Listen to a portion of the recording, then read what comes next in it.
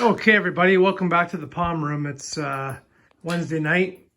Temperatures in the palm room are 81.6 degrees and dry. So I've talked to you guys about humidity versus dryness, and the dehumidifier is what heats this room up. So this last week or so, I'm not saying I was necessarily lazy, but just complacent and not keeping up on things. So when you keep your palm room dry like this, you have to keep up on your water, and you have to check daily moisture levels in all the palms. Lots of palms in here, tons of palms, right? So yesterday was one of my days where it's daddy-daughter night, and my dad comes over and we have a couple beers and we take care of my daughter. My wife has her night off.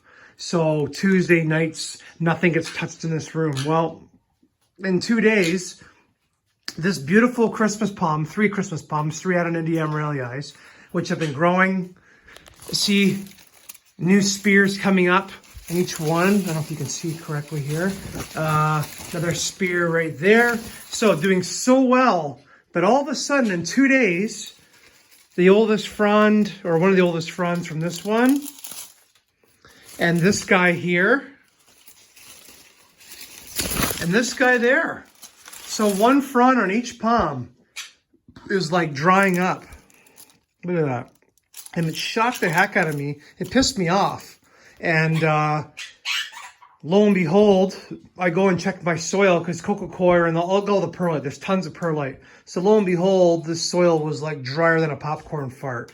And I haven't given these palms a really, really good watering in a couple weeks. What I've done is just put water in with the watering can, but not enough to soak and soak and soak where it drains out. I showed you a video where I go to the furnace room and soak the crap out of them and let the water drain and do multiple buckets. I haven't done that in a couple weeks. And when you water like this, just with the watering can and just sprinkle and let it soak and then get a little bit in the bottom, which is good. There's some water coming through, but what's happening is the water is not fully engulfing all the soil. The water is going down in certain channels and not getting all the air bubbles, air pockets out, and not completely soaking everything. And what happens when you don't do that, you don't soak them completely, is you get this. And then you get angry because you had such beautiful palms that were growing very well. And then look at this, this is half green, half brown, but lots of fresh growth. So I'm pretty upset, I'm pretty angry. So I just gave them some water again tonight, but not a full soaking. So tomorrow night is my night where every Thursday night I clean the bird cages and get them all clean. I vacuum this room very well because there's bird food everywhere because birds are messy and they throw food all over the place. And then I go through all my palms and do a good watering.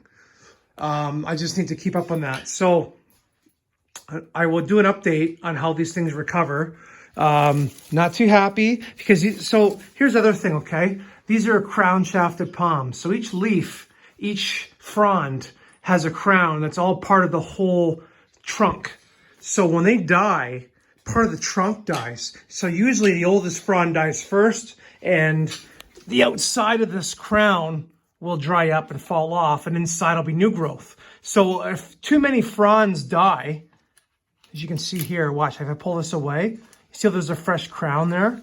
Well, if too many fronds die off, the crown dies, the plant dies. So you don't want that.